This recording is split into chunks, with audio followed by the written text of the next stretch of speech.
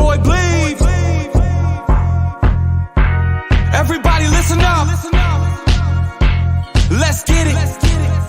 I'm trying to put money in your pocket, that crypto wallet, that bing bada bing ching ching big profit.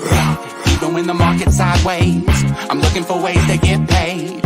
I'm checking my coins around breakfast, then again around bedtime. Bet this, it's not financial advice, but I'm always. It's been a long day, I mean a long week, maybe a long year, so let's get something clear. We're gonna stock up on some party favors later on. Tell everybody they're invited, you should come along. Best to bring your good foot, ladies gonna be dancing on the ceiling. Cocky and appealing, possibly revealing, getting sideways like a bridesmaid as she vibrate. If you a lightweight, hope you hydrate.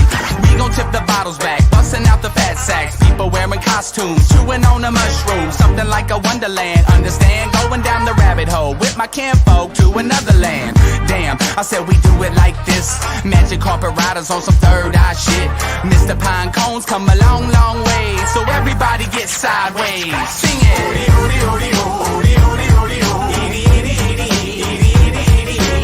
I can't wait till Friday. Everybody's getting sideways.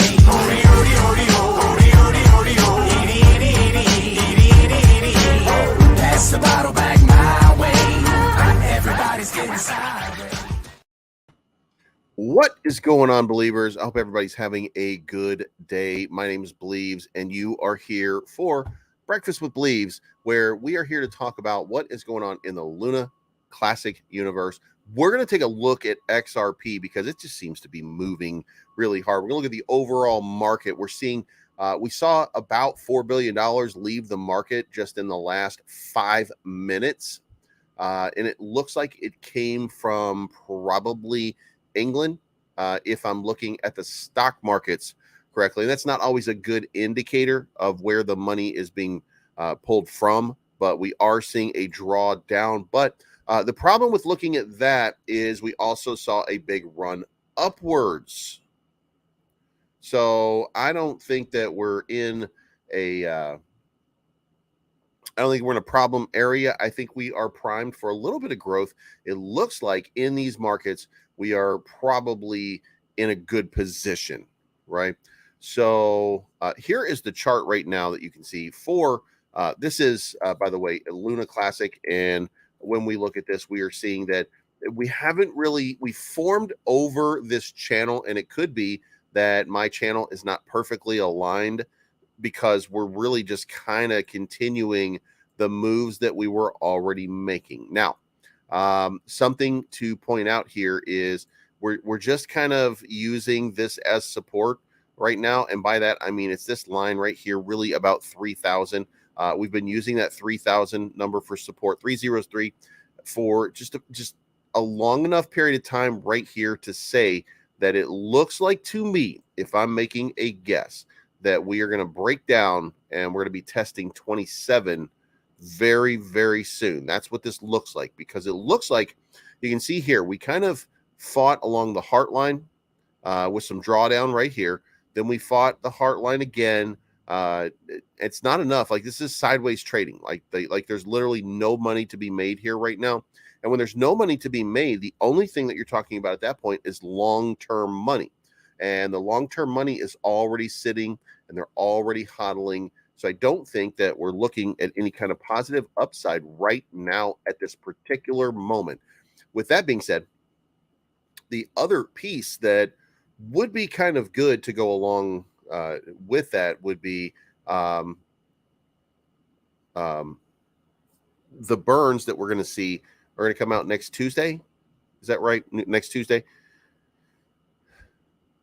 Or next Monday. So we'll know what the burns are very soon for Binance in the second week with a full 7 days.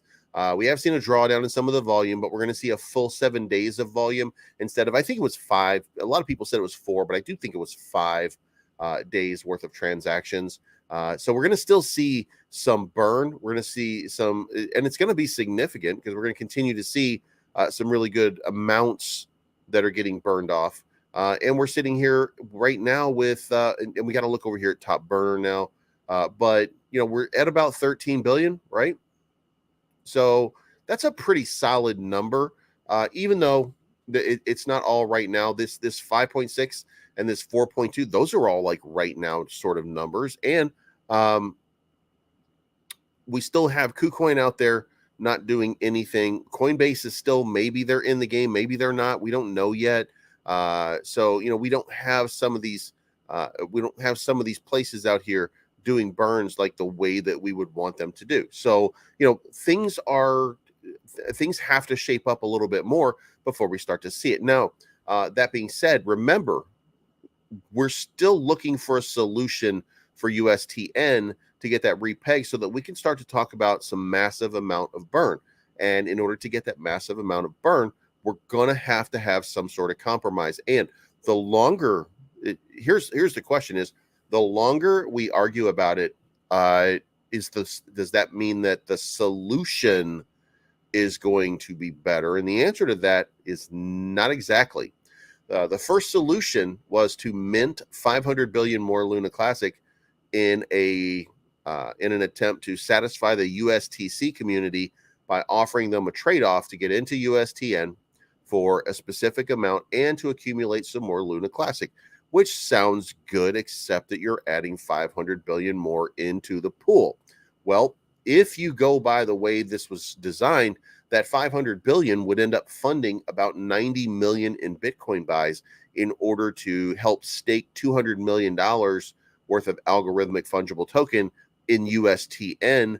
That would create a situation in which you, as the investor, you buy in, and basically a portion of your amount, about 60%, because 40% of it is going to be the collateralized.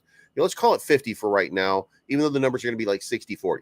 But let's just say 50-50 for the purpose of the math right now to make it easier to understand. Half of the money is collateralized in a holding by Bitcoin. The other half is the money that you send in. So let's say that you are an investor and you send in $1,000 in USTN. You put it into the stablecoin at USTN. Well, 50% of the money that you put in goes along with that Bitcoin to hold your investment, to make sure that your USTN stays at $1. It's not stable, it's algorithmic, but that's used to make sure that it stays at $1. The other amount of half of your amount of money is then used to buy and burn Luna Classic. So let's say just like, and just so you guys have an idea here, let's go to CoinMarketCap and we want to look up Terra Classic. So we're seeing about $11 million in trading volume, right? So $5 million a day. It's down 24%, by the way, because it's struggling, because now we're seeing that there's no path forward. So you're seeing some sell-off, but it was about $12-13 million per day. But imagine half of that volume is used every day to burn Luna Classic. That means that 5.5 million is going to be used. Let's imagine 5 million, right? On a calculator. When you buy USTN, half of the money is used to buy back and burn Luna Classic. So $5 million today. And Luna Classic is trading for 0.000295 right now. So we're going to divide that by 0.000295. Means today we would burn 16 billion tokens just off of the algorithm for what's happening, right? So over 10 days, that's 160 billion. Over 30 days, you're talking about that becoming $500 million. And that's just at this volume, right? So $500 million would be burned in 30 days. Now, remember, this is algorithmic. Price action does affect this, and there is a possibility of dilution, and that dilution is because of the result, and that's going to be because the price action would start to pump. If I dropped 500 billion tokens out of the circulating supply right now, then it's not going to drastically alter it, but it would alter it. If you came over here and you look at Terra Luna Classic right now, and you see that the market capitalization is 1.817 billion and the circulating supply is 6 trillion 151. Well, you take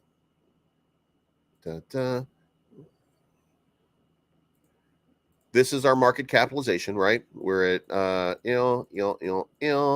and then we want to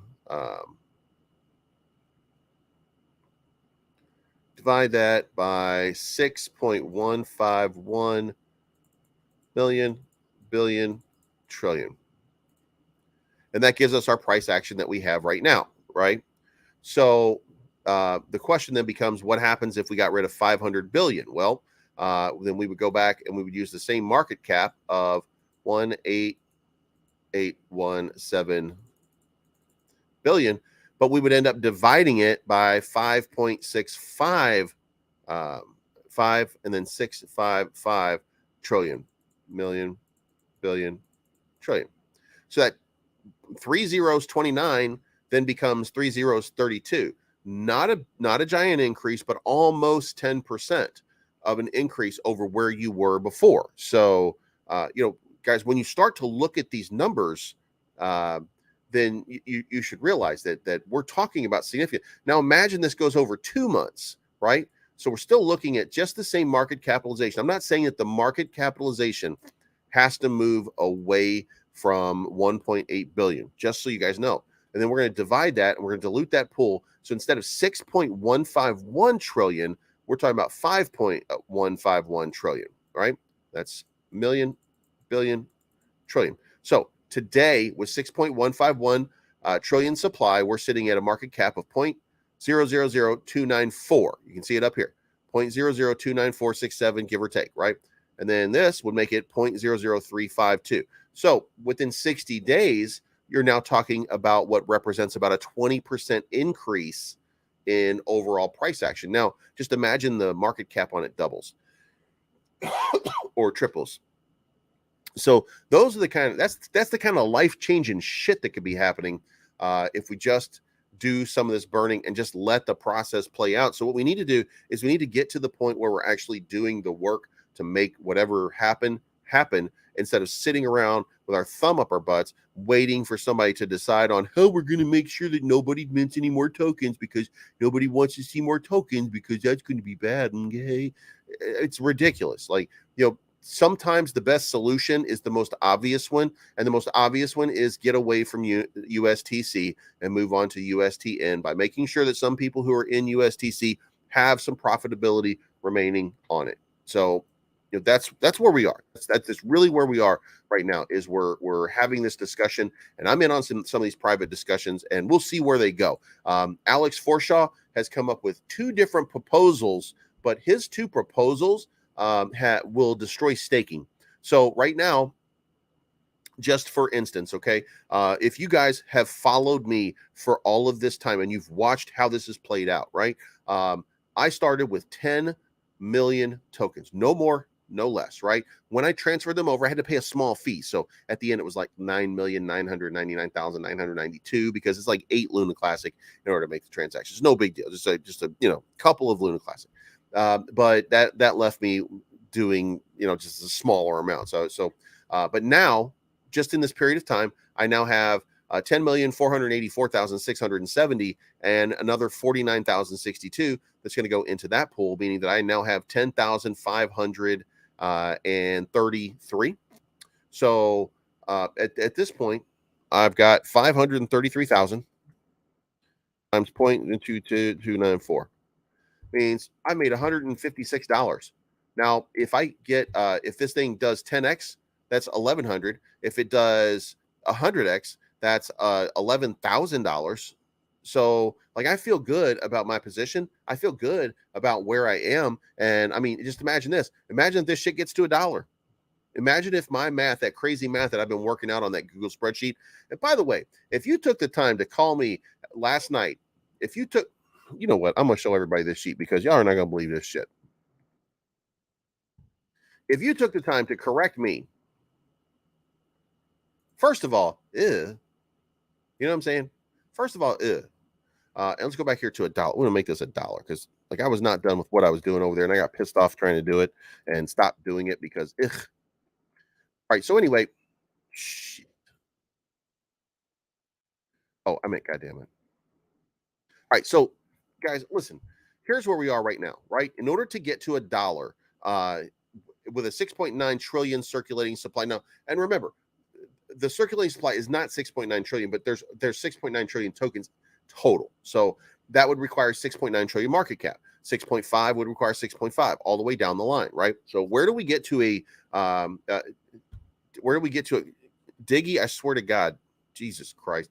So at a dollar, what's a reasonable market cap? Well, a reasonable market cap would be about 20 billion. So, it's possible that we get to 20 billion. And I'm not saying it's 20 billion today, because if we go back over here and we look, then we're at 1.8 billion market cap. We don't have a 10x from there to just easily just kind of slide in a 10 or 11x to do that. Well, then I'm doing this over here, and then some guy, some Cheeto eating, yellow fingered sumbitch says, well,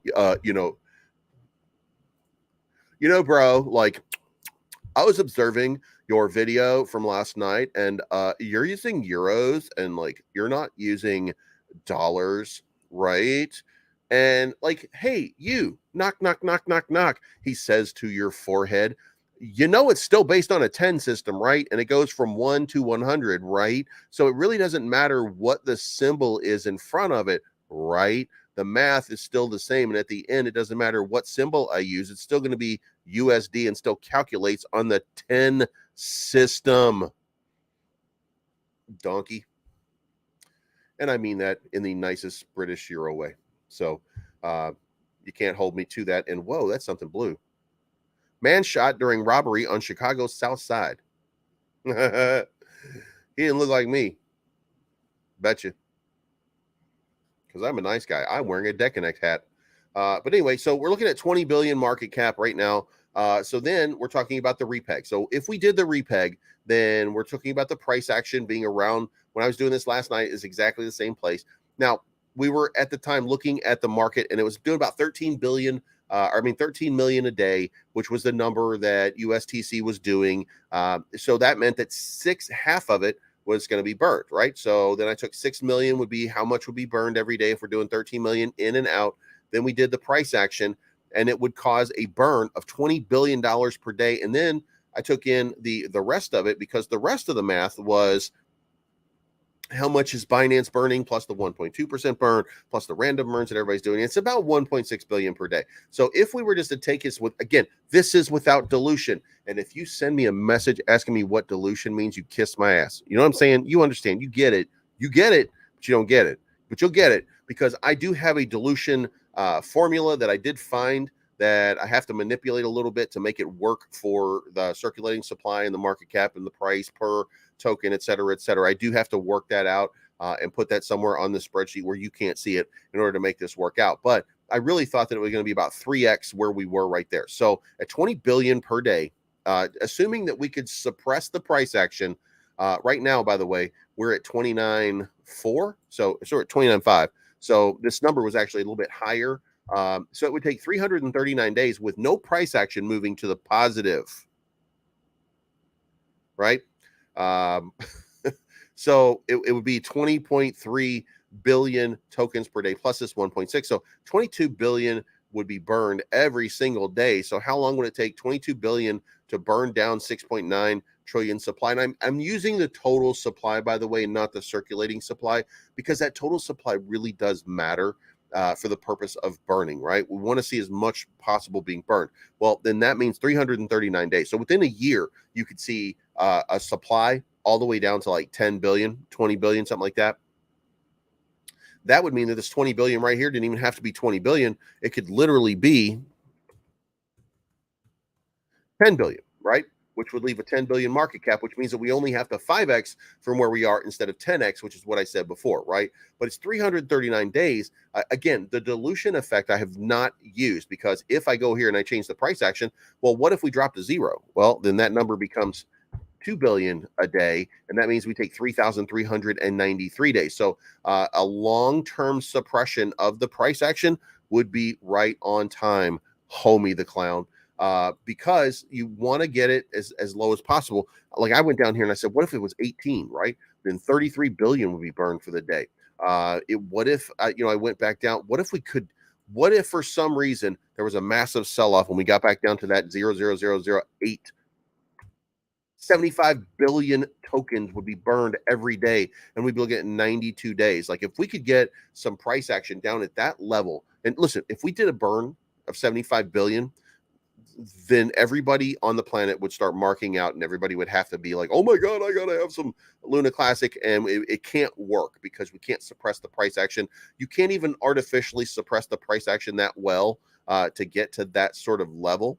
But that's pie in the sky sort of BS. But I mean, isn't it all, I guess? So we got 20 billion per day that we could burn. 340, it's probably a factor of 3 at least on this. So it would probably be like 3 years at that level to get that significant of a burn happening. But once we start to see the burns play out, once we start to see the pool start to dilute, we're going to see volume pick up. So we're doing this based on the volume per day. But like, listen, what if we do USTN and on the first day we get 10 million? Well, then it's 33 billion at the current price action. So, this is what's going on. So, do you think Volt Inu can reach 50 billion market cap? Listen, I'm not touching that. I said before that I would go with 5 billion market cap because this is not the market for it. Can it go to 50 billion market cap? The answer to that is resounding absolutely yes. If there's a Volt chain, if there's a blockchain, if there's like meme tokens and stuff being built on that blockchain, like the Ethereum ecosystem, you have to look over at value and stuff like that. So there's a 100% chance that you could see a 50 billion Volt Inu. You could absolutely see a market cap of 50 billion. Plus, you have to consider also the amount of burn that's going on, et cetera, et cetera. So 50 billion is entirely possible, just not in this market. In this market, the absolute maximum that you're going to get is maybe 5 billion. And I said that when, because we were asked in a roundtable this like 6 months ago, and like everybody was saying, yeah, Volt's going to be at 50 billion right now. Well, it's at 50 million, not 50 billion. So I won, even though mine was 5 billion, saying that like we could have a market turnaround, everything could start going crazy. We could 10x from here. You know what I mean? Like my number was way more conservative than everybody else's number. But at the end, yeah, Volt can absolutely do 50 billion. Don't ever count out Voltoshi. The guy has been a genius all this time. He's going to continue to be a genius. He's going to continue to find ways to engage communities and to create opportunity for the investor. So yeah, you're going to be just fine. What is going on with Shift and the Powerade thing? All right, so let's go to Shift. Give me just 1 second here.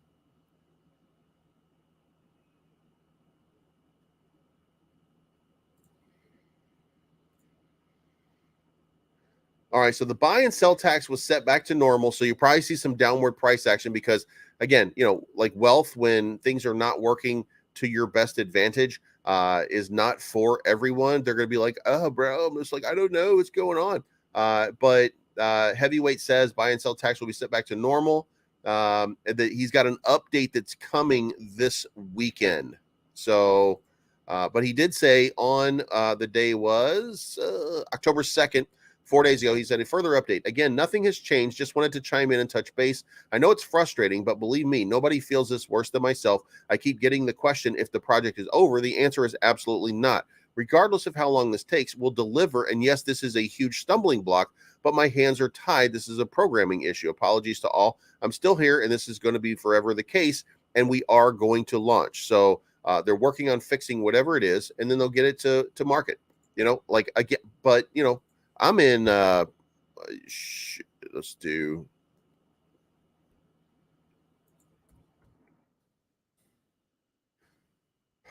I have everything staked with Brew Labs, which is where you stake your Shift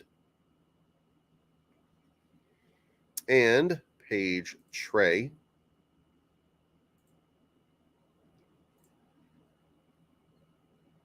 And here's my Shift. I have 24 billion Shift, and then I have 800 million that I've earned so far. Again, like the amount wasn't too much. And if I want to compound it, the cost to compound is like, well, it's $3 right now. Shit. You know what? Let's compound that shit. All right, hold on.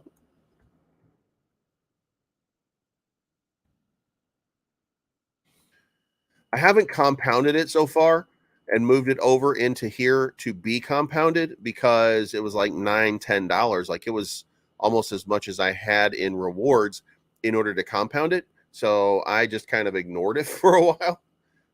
So now we're going to move that back over and put that back into the pool. Now I have 25 billion shift tokens at stake. So, but listen, like I really think this is going to 100x. So I'm not really concerned what happens in the short term. Like I'm not a jeet. Like I have to stress this, right?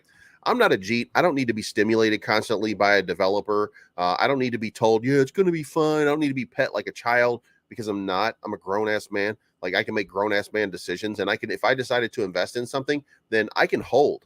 Like I'm not. I am not. Look me in the eyes.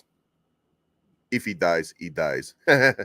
Listen, I am not a paper-handed hoe like Elon Musk. I am not a guy who will come onto Twitter and say, I got diamond hands, and then report like less than a year later, oh yeah, and by the way, I sold all my Bitcoin for cash, okay, because Tesla might need cash, okay. So I am not a paper-handed hoe like Elon Musk.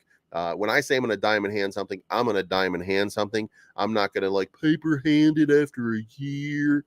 So I'm still holding on, and I will be holding on. I mean, if and you know what, if I lose it, it's to me. Once I've made an investment, I do want that return on it, and I have made my original investment back because my original investment was like $1,000. I did make that back, so I'm not incredibly concerned. But I did put 1,000 more in later, so I'm still in for 1,000. If that makes sense, because I bought a dip at one point, so you know what I'm saying. Like I'm not. No, still no. So no, it's not. I mean, that's the whole thing. Like again, I like, and to be fair, just so you guys understand, like I have my concerns. I've had my concerns the entire time because it's a massive undertaking. It's a massive project. What Matthew was trying to do. But here's the thing. So what happened with Phantom is very simple. Phantom got into business with a company called Wealthyverse. Wealthyverse were two influencers named Bert and Shane, and then there was another guy named Michael. There was another guy that was involved, and Michael was also part of another token, and that token rugged, and then he rugged his portion of Phantom. That was not a good look, and that was something that happened just out of the blue and dunked on the price. And the price was probably too aggressive because this was when it launched, everybody was trying to like throw 5 ETH at something and turn it into 10 ETH and take their 5 ETH out and make some profit because it was real easy to get into pre-sales and make money, right? So, you know, something like that happens and it gets a little bit weird, right? So that's how that played out.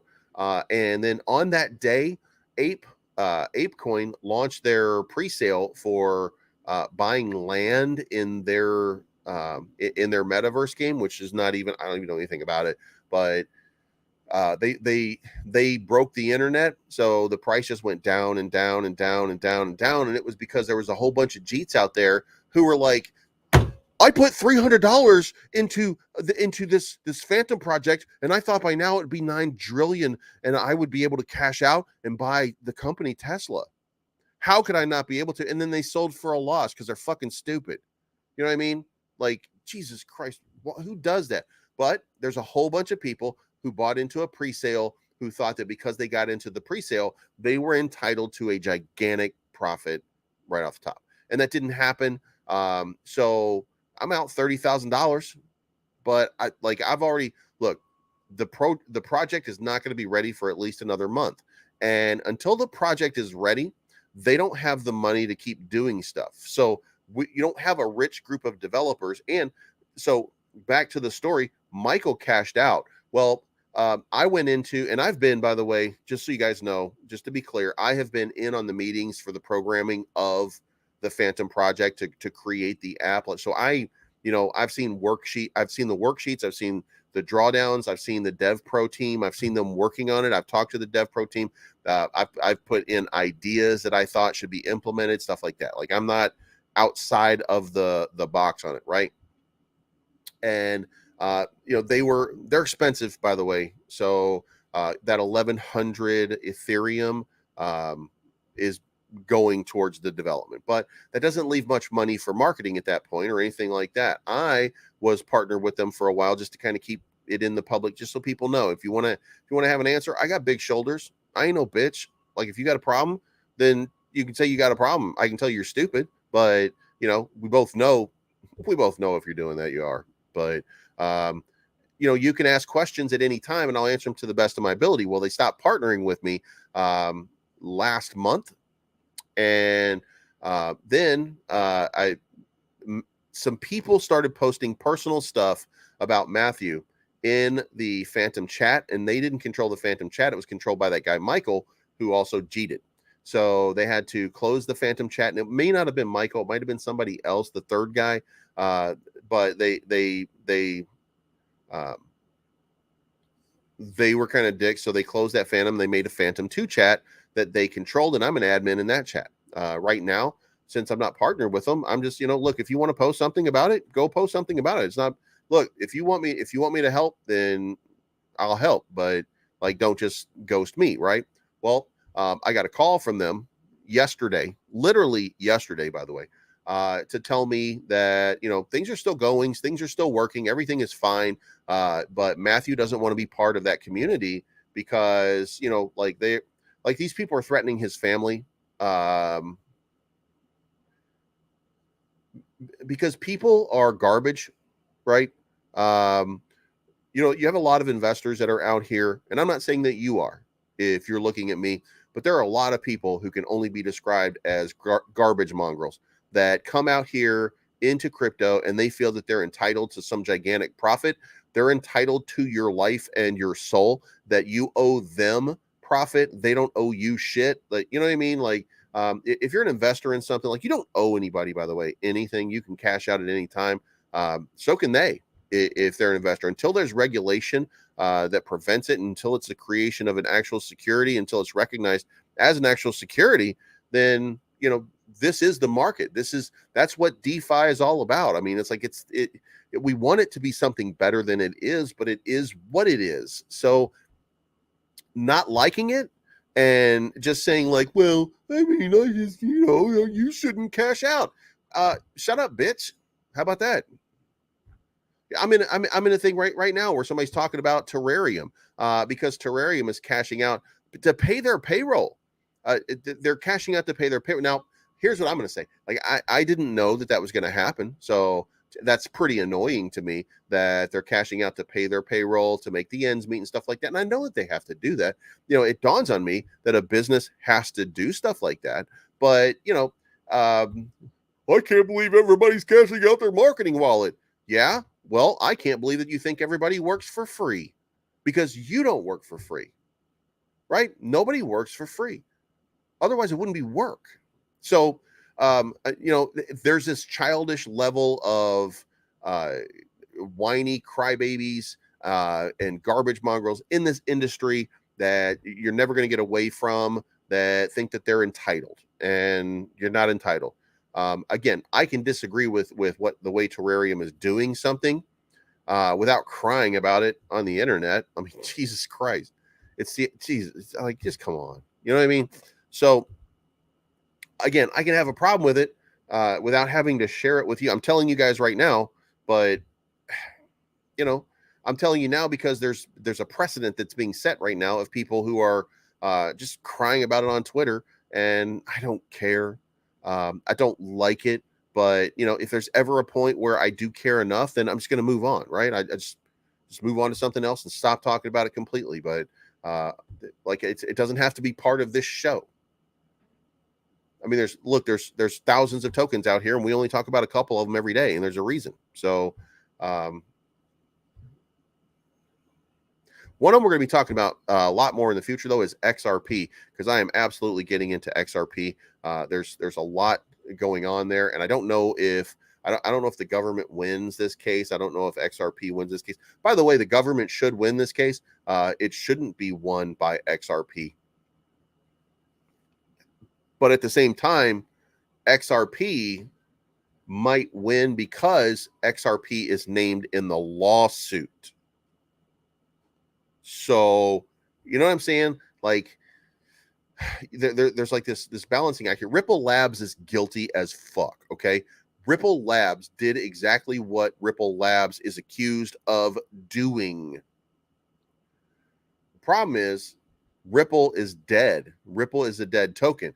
Now there's a token called XRP that did not have the same promises that were made to the Ripple people. So to hold Ripple and the investors of Ripple accountable is not just unfair, it should be illegal. In fact, Gary Gensler should be losing his job over it. And to be fair, there are a lot of people in Congress right now that want Gary Gensler out because they think he's out of control and they want him removed from office. So, you know, there's a lot going on. But the whole thing is, here's the deal. So if XRP wins and they're just fine, then XRP is probably going to lead just a parabolic move in the marketplace because it will have fixed one of the underlying issues of the infrastructure of cryptocurrency. The second thing that would happen along with that is we would see every other crypto get drug along because what we're looking for is more mass adoption, and what XRP represents is more mass adoption. Now, if XRP loses, then what we will see is settlement, and we'll probably see a dip of some sort, but we'll also have clarity. And if XRP is considered a security in that regard, but their intention was not malicious, like even if the SEC wins, it doesn't mean that XRP is a dead project. It just means that it's settled, that it's a security, and it will be listed as a security, and then everybody can start trading it again. You know what I'm saying? Like there's I don't think that there's a lose scenario in this for XRP because all it is a lawsuit. So, you know, we'll see what happens, but like I really feel like I really feel like there are some bright days ahead, especially for XRP. But the markets have opened, and we are now at negative 112 in the Dow Jones. The SPY is down just a little bit, not a lot, by the way. U.S. oil is kind of idling sideways. It's at $87 a barrel. If you're paying higher prices at the pump right now, then you should be. When you look at this, by the way, nobody, and I mean, and The Rock means nobody, whether it's Donald Trump or anybody else who's in office, controls oil prices. So if you're out here crying about Joe Biden, then you're as retarded as the other people that I just told you crying about the well, yeah, I'm owed money because I invested in your property. You know, you're as bad as those people. He doesn't control it. Who does control it is the oil companies, and what the oil companies do right now at $87 a barrel. If you're paying more than $3.50 a gallon, they are gouging you, and you are accepting it. And that's all you can do is just take it. But I mean, like. Listen, a bunch of years ago, when oil was trading at a ridiculously high number, we were paying $4.20, $4.30 at the pump. Now, the oil is not even close to that price, and we're still paying ridiculous amounts, even more. So where does that money go? Because that's a gigantic, and I mean gigantic, amount of profit. Oil was twice as expensive as it is right now, and gas prices were lower than they are right now. So that enormous amount of profit that's happening right now, that price gouging, I really wish somebody could or would do something about that, but I don't know that they can. Also, for those of you that don't know, we're going to talk about something that, again, I don't really talk about, but I played this Shiba Eternity game. For those of you that haven't seen it yet, it's not. This is basically what it looks like right here. You have your character is like it's kind of in the way. God damn it. Okay, here we go. So this is on the left here is your character. Da, da, da, da, da. All right, so right here in the bottom left over here, and let me make this just a little bit bigger so that I'm not in the way. All right, right above the Hulk over here in this little circle right here, that's your character. And I messed that completely up. So that's your character right here. And you are playing, and you have a card hand, and you are playing the other team in a basic card game with a point system on your cards, and your cards get better over time. You know, you build your deck, et cetera, and then you're fighting this one over here, and you have 30 hit points to start out. They have 30 hit points to start out, and then you just throw your cards down and you attack. Either you attack that your opponent, or you attack their cards, which are their defense cards, and et cetera, et cetera. And let me tell you, I played it this morning, and it's the most boring, stupid game I've ever played. Graphically speaking, I had a lot of fun with it because I think it looks beautiful. But these card games are sort of ridiculous, to be fair. So as I played it, I was just absolutely unimpressed by the game. And I assume, by the way, that the game is just a copy of some other game with maybe some Shiba Inu stuff thrown in. Anyway, so I finished the first game, and then it allowed me to customize my character, but then it randomly customizes your character. So first of all, I have a Shiba Inu who doesn't have a mohawk. Are you kidding me? Like, what is that? Like, it's gross. You know what I mean? But it does have like a giant fireball on its head. And then it has like, you know, different clothes and stuff like that. So I did play the game. I did go through the process, but I don't like it. And it's, by the way, if you like these kind of card-based games, then there's a lot to like in it, I'm sure. I just don't like it. But it seems pretty easy. Like you can see here, like most of your cards are like 1 and 2 point, 3 point cards and stuff like that. So,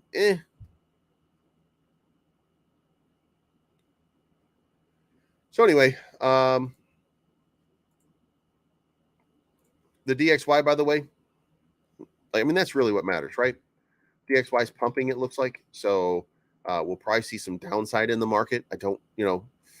Oh, by the way, the marketing manager for Terraform Labs is it being held by the police now for market fraud. So yeah, it's gonna that's gonna be real interesting over the next little while.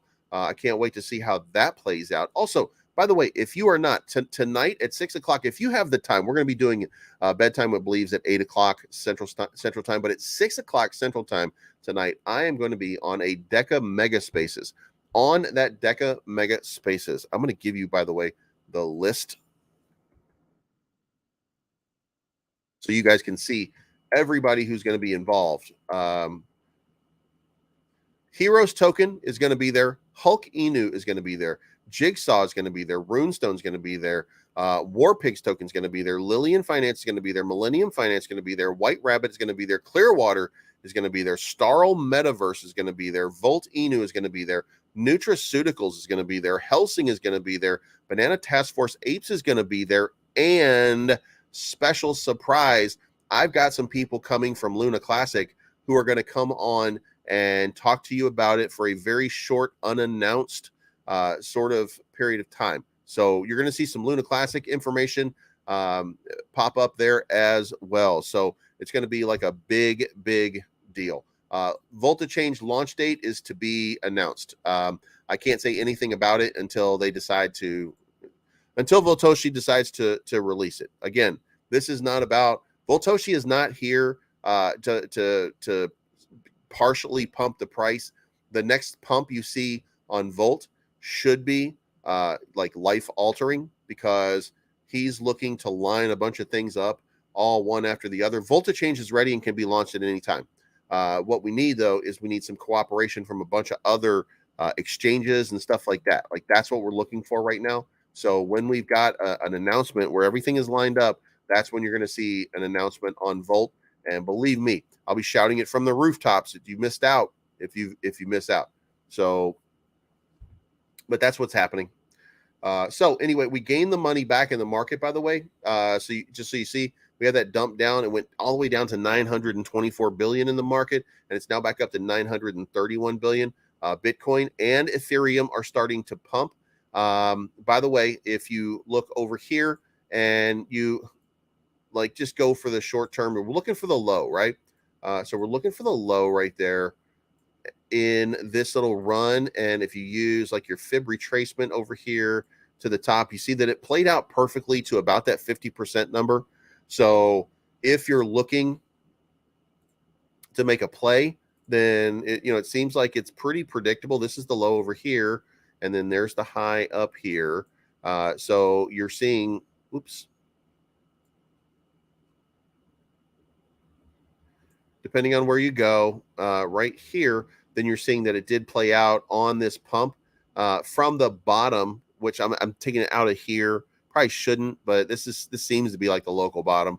But for right here means that it retraced back down to that 38% number instead of the 50% number. So, or is that my number? Yeah, no. Yeah, that's not a good one. It would come from this right here. So from this right here to this right here, you can see that it played out and almost hit that 50% number. So, I mean, that gives you an idea of where your entry points are going to be. And, we can do 2 and 4 hours and stuff like that. Probably going to see about the same thing. But, that's where everything is. But, yeah, I mean, like, listen, Volt is going to have a big launch when it's ready. The one thing that I will say, and I continue to say, and I know people don't like it, and they don't like it because it's the truth, and the truth hurts sometimes. Some people are just not cut out for wealth. Some people just can't bring themselves to diamond hand something. They can't hold something. There's a whole bunch of people who've gone over to different tokens over time, and they've gotten wrecked. That doesn't mean that you're going to get wrecked. By the way, there's one out there called Shithole right now.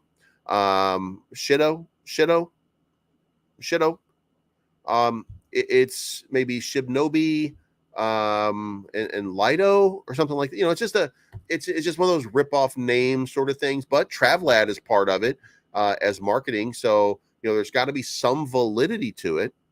But it started to skeeze away Volt members who wanted to go over there and make some money so that they could quote unquote bring it back. But that's just stupid because all you're trying to do, what you're doing when you say that really is you're just kind of letting people know, hey, by the way, I'm bored, so I'm gonna risk everything on this new pump that might be happening. And it's very nervous to me. Not because, listen, you're free to invest however you want to invest. I don't give a shit what you do. Like, I don't care if you want to invest recklessly or if you want to invest safely. That is your choice. You invest how you want to invest. But every time I've seen people do that, they end up getting wrecked, and it doesn't pan out. It doesn't work out. I mean, the exception is maybe somebody who tried to do that for Shiba or Doge, or you know what I mean, and they just made a big amount of money and was able to take that big amount of money back over to another token and improve their position. But generally speaking, positions don't get really improved like that. So I hope that it works out, by the way, for everybody, because hopefully the project is decent enough. But most of these projects only have a limited upside, and once you reach that limited upside, then it's nothing but downside from there, and you just become exit liquidity. So watch out for that when you do moves like that. So that's all I got to say, because I don't really give that much of a shit about it. By the way, anytime I say stuff like that, anytime I have like blah, blah, blah, blah, blah, anytime I say shit like that, I get people in my chat who start coming back in here and they're like, yeah, when it moons and when it's at $1 million, billion, $1 trillion market cap, I'm gonna be back in here telling you how you was wrong and how you missed out. Well, you better figure shit out pretty soon, because you haven't done that yet. You've been wrong every time. I haven't been wrong any of the times. So I don't think I'm wrong about Shido. It makes me nervous, but you know what? It's not my money. My money's secure. So like I'm good. I just, again, my space, what I do here is I'm talking to people all day long about investment. So I get nervous when I say something that may have affected you in a way that made you invest in something in a way that you maybe shouldn't have, or didn't do properly, or like I don't want you to get wrecked is basically what I'm saying. So um I think, by the way, we're having a breakout because I saw a pattern emerge a little bit earlier today, and I think that we might be having break. And guys, I've been telling you right now for a while that I thought October was going to be like a breakout month. And if you look at CoinGlass, I don't know how sustained it's going to be. I'm not sure that it sustains itself as a price point, but when we go over here to the monthly, I said that we're going to have a big green month in October because we had big green month, big green month, big green month. We only had a down month, but then we had big green, big, big, and then we had a down, and then we had another big. And I don't believe that patterns really emerge here, because all of the patterns, anytime there is a pattern, it's broken. Like this one was the last two. Well, in here there was just kind of in the middle, and then this one, that these are not patterns; they're difference. So it's all a little bit weird, right? So I think that this probably maintains that green. And same thing with February. I don't know if we get the big lift that we had before, but this is right now we're up 4%. So, and I don't know that there's anything super bad on the horizon. But I mean, zoom out and where can we go in the course of a month? Well, according to this, we can go from 1,000 to 2,000. So, Ethereum could go 100% from where it is, wherever it is, at that time. So,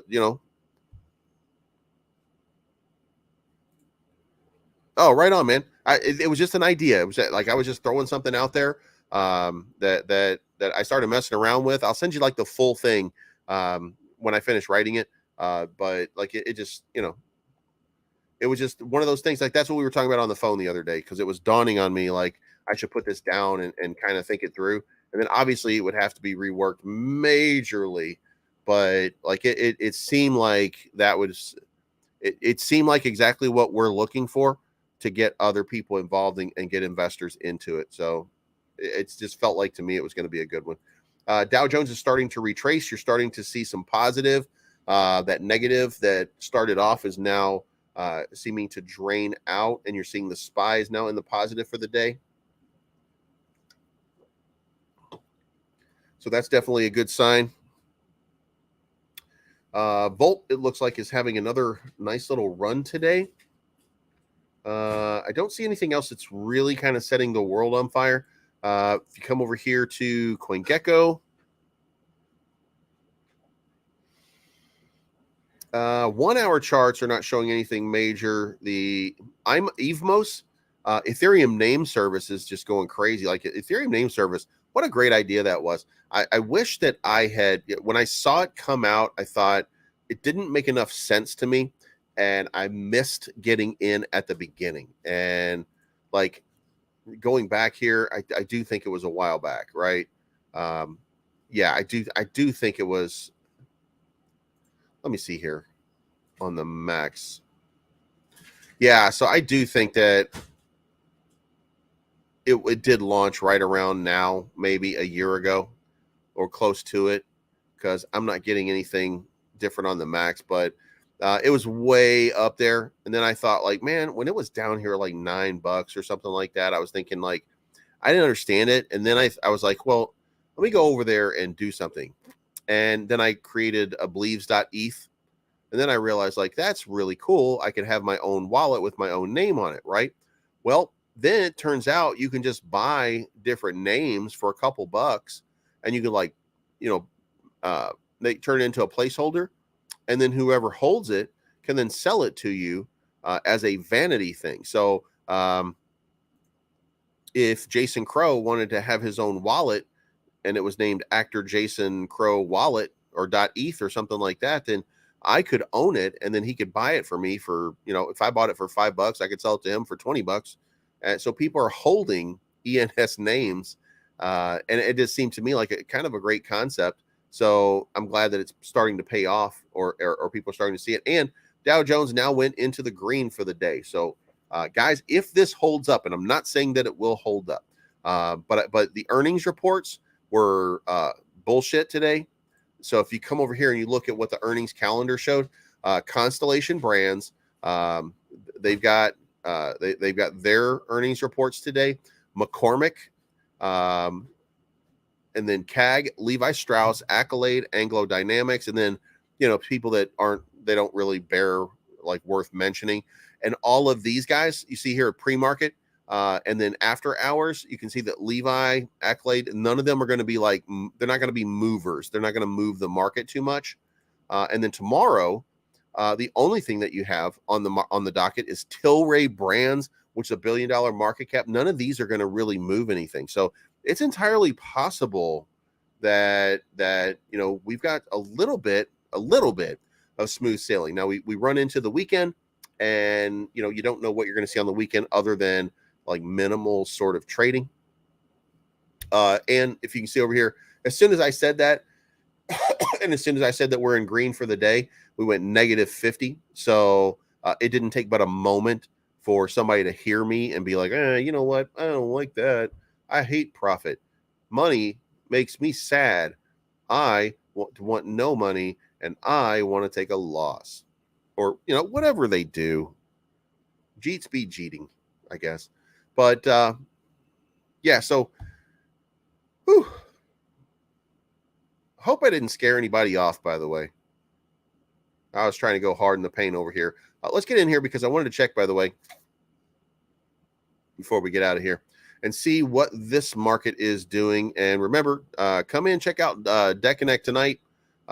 It should be a lot of fun. It's it's not, and really it's not about Deck Connect. It's about the rest of the market. It's about getting some exposure. And if you're in a project and you want to get some educational content, then Deck Connect is the place to do it. That's why I'm wearing the hat. Like, I think it's going to be kind of cool. XRP is still on a run. It's breaking out, by the way. I've got XRP content coming out today. It's my first XRP content.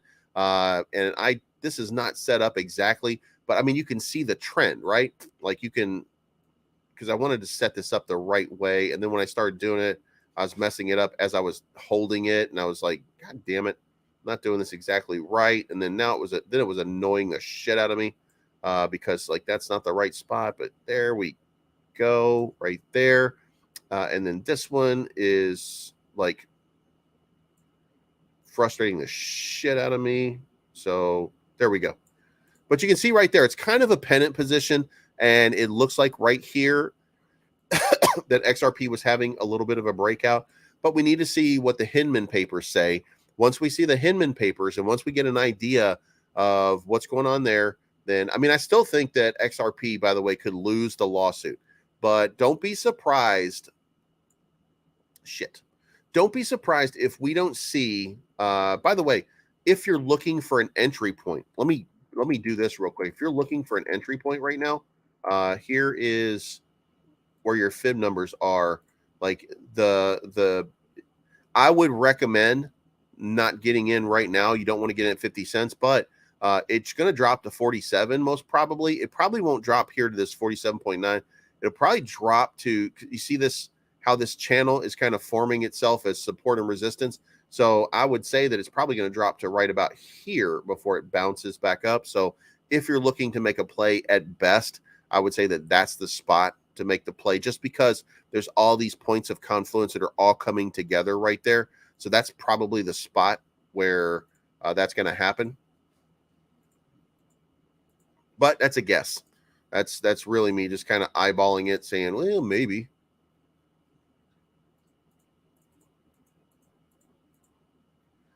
Anyway, so that's my time. Guys, I am off to go work. Remember, Deck Connect 6 o'clock tonight. Looking for you on Twitter Spaces. Appreciate it. And if you don't follow me already on the socials, follow me on the socials. If you haven't already, hit the subscribe button. Certainly helps me. This is not financial advice. My name's Bleaves. I am always right. And we will talk to you guys again soon. I'll see you at 6 p.m. for Deck Connect Spaces. And then I will see you again at 8 p.m. for bedtime with Bleeps. Have a good night, guys, and we'll talk to you soon.